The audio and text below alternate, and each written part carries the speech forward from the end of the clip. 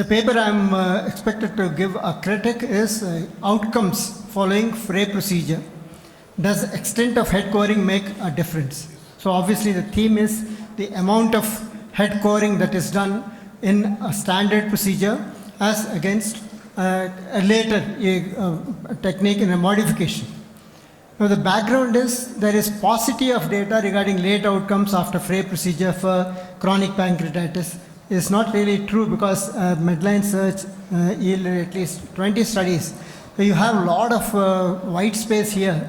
So you have to comment on the way the presentation is made also. So you could have easily included what the flaws were and how you have addressed those issues in your study. Reintervention could be regarded as a surrogate for failure of surgery is a statement made here. And again, it's also not factually correct as it appears here. A reintervention should have been acceptable if reinterventions are done only for the reasons for which interventions were originally done. As we see later, interventions were done for, say, an intestinal obstruction or a portal hypertension or a bile duct problem. The subject is not that. So this also requires more qualification. The aim is to determine if radicality of head coring has any influence on late reinterventions after surgery. And it's a retrospective analysis of prospectively collected data with a minimum follow-up of 110 months, a median of 163 months. It's see, the plus point is the study is from a reputed center, reputed for a large volume of surgeries for chronic pancreatitis, and it's a high volume of numbers here with a very good follow-up. That is the strength of this paper, but I wish there were some loose ends which had been addressed.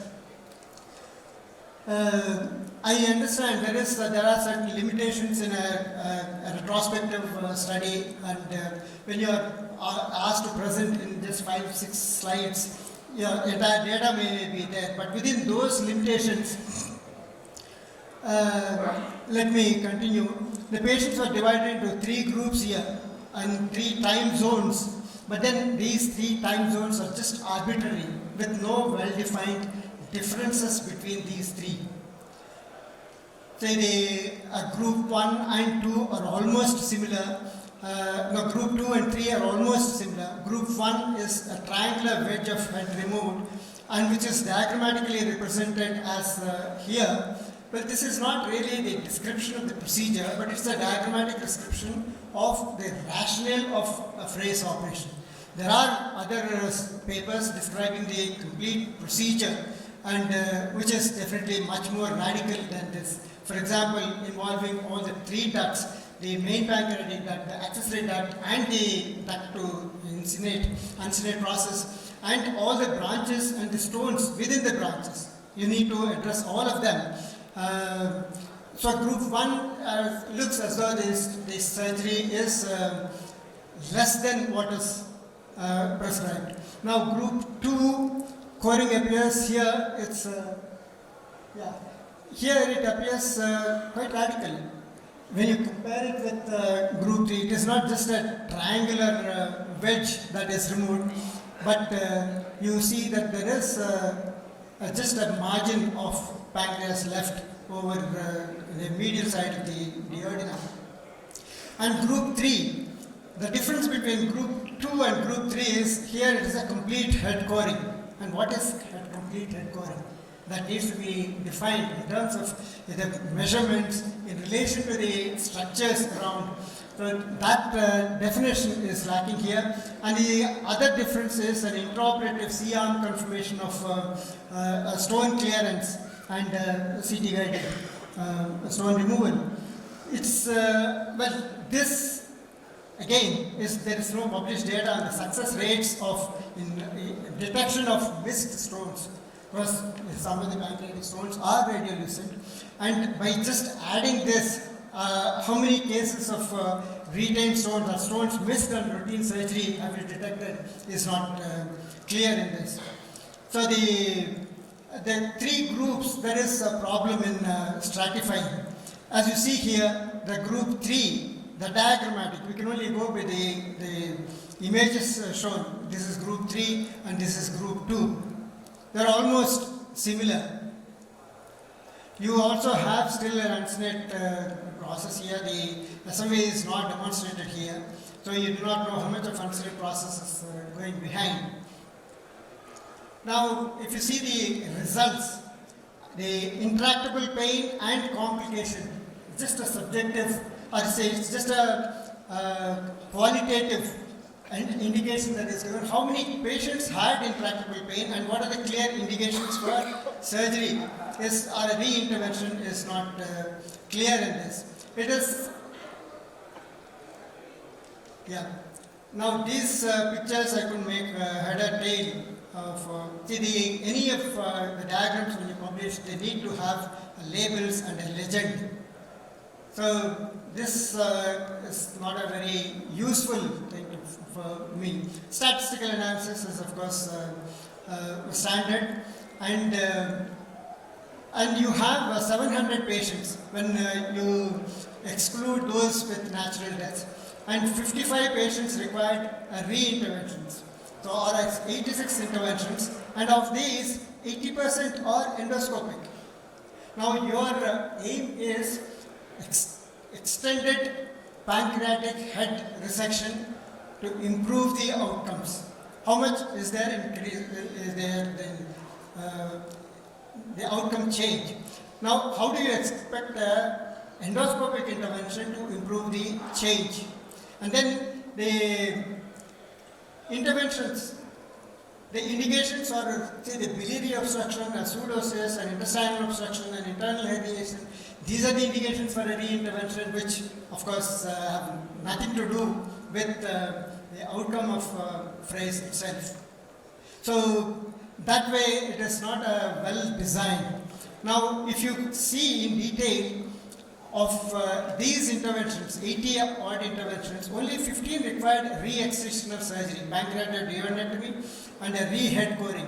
What exactly is the side-to-side drainage of jejunal loop is also not very clear.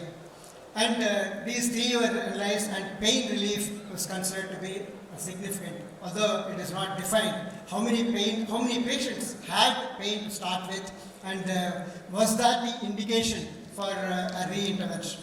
So the conclusions are a more extensive head coring during a Frey procedure is associated with better pain relief. It is really not justified from the data presented because it's a retrospective data. You cannot have a causative conclusion from a retrospective data. At best, you can have a hypothetical situation which would be useful for further studies. A re-intervention may be endoscopic or surgical in some cases. Now, how do you select this option and how to do more extensive coring with endoscopy? 80%. And complications may be increased with a more radical head coring, but there was no mortality. For this, there is no data shown here that the complications are more when more extensive resection is done. Okay. So a more radical Frey procedure should be regarded as a standard of care. I don't think it is justified conclusion from the data provided from the type of study. Okay, Dr. Himangsu, please defend the idea. Good morning, everyone. What Sir was saying regarding this is a retrospective data, so it's not true actually. It's a retrospective analysis of the prospectively collected data. So re-intervention, so what Sir was saying is that much data has not been published. This data mostly which has been published is early complication. If you come to late outcomes or late complications, these are very few, and compared to our duration of studies which is there since past 20-30 years, the data which has been collected, so only 20 studies has been published, and these are quite recent. And so what mostly these data are not of late outcomes. So re-interventions need more qualifications, I don't know why Sir is saying this. Re-interventions because re-intervention for indications other than pain. say the intestinal obstruction and a portal hypertension and a bile duct problem. Yes, sir. You cannot combine these. So, intractable pain with complications, these were the indications for re-intervention. So, each of these complications like inflammatory head mass, biliary obstruction, portal hypertension, this had pain along with this complications. So, that's why we proceeded with surgery. And coming to the question of this one, time zones, these are arbitrary, I can accept that, but if you can see the result, so in group 1 we have like we did the radiations in 94 to 97, we did according to the original phrase where there is only a small triangle wedge of tissue has been taken out, leaving majority of the main pancreatic duct here. So this was in accordance to that. But if you see that group 2 and group 3, you can't actually comment on a 2D. So this is a 2D diagram. So you can't actually comment like how depth. So extended head coding, what we do, we usually mobilize the pancreas fully, and we try to keep our hand. Since it is a open case, we prefer open compared to lap. So we just keep our hand once we mobilize the pancreas completely. We keep our hand behind the head of the pancreas, and then we go ahead with the extended head coding. So since this is a 2D diagram, so we can't actually comment how depth it is. So our main aim is to do the head coding up to the posterior capsule. So regarding published data on the success rate of missed stones, yeah, this data we have not yet published, but for most of the cases when we had doubt when compared to preoperative imaging like CT, if there is some discrepancies, so we do intraoperative CR. So what sir was saying is some stones can be missed, but we reduce the kV of our CR machine so that even with small stones which are like partially radiolucent also can be seen on that CR. So Okay, Dr. Himangsu, time is up. Okay. Thank you. Any comments from the floor? I've got two questions. One is how did you assess severity of the pain, and what was the incidence of the intraoperative complication among the three covering procedures you described?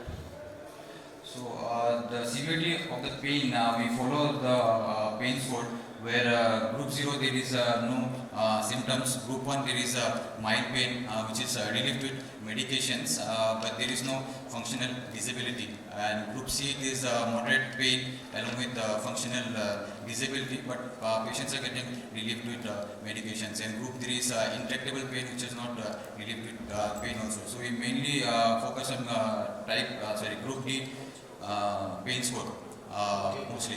And so what is your second question? Complications. Intraoperative complication like bile duct injury and all. Yes, what we do, so it depends like bile duct injury, is it solitary or is there is complication along with, so when we do the head coring, so we keep on going up to the posterior capsule. So there is while doing that surgery, did you create any rent in that posterior capsule? Along with that, was there any biliary complication? So we need to classify it. Is there is a solitary biliary complication? There is a, What was the incidence among all three? Sorry? In your series, what are the rate of complications in this form, like bile injury or bleeding, whatever? we had In your series, what is the experience? yes, sir.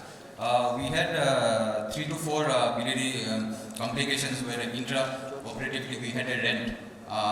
There was 2 cases like this and 3 cases like this, and 1 case there was only posterior capsule was rented. So for that one, if the posterior capsule of the pancreas, if there is a rent, we do a figure of stitch, figure of 8 stitch. And for the biliary complication, we put a stent there, and we do a continuous repair of that bile duct. And if the rent is too big, we try to incorporate the rent along with the features. Any complication requiring re-intervention? Yeah, Dr. Sudhir. Can I just repeat what Professor Sastry asked you? In your interview mentioned you had endoscopic intervention Yes. versus operate. How does an endoscopy help you core the head better? No, sir. Actually, we have interpreted that report is like wrongly. Endoscopy cannot help you in head coring. So, endoscopy is just the intervention which it did when the patient initially came with this complications like biliary obstruction or inflammatory head mass and all. So, we can't comment that endoscopy can help because yesterday also we have this lecture here where we have compared surgery versus endoscopy. Some people were in favor of endoscopy, but what we follow endoscopy is never the treatment of choice for Freys. So it's always surgery. Do you hypothesize that by doing a more extensive resection of the head, you could have prevented even these endoscopic interventions? I feel some more further studies should be done, should be required. At present, even though it is a long study, more than 20 years, but we still can't comment on that whether we can prevent endoscopy completely. But endoscopy is not the treatment of choice. Finally, the patients definitely require a surgical approach. Okay, thank you.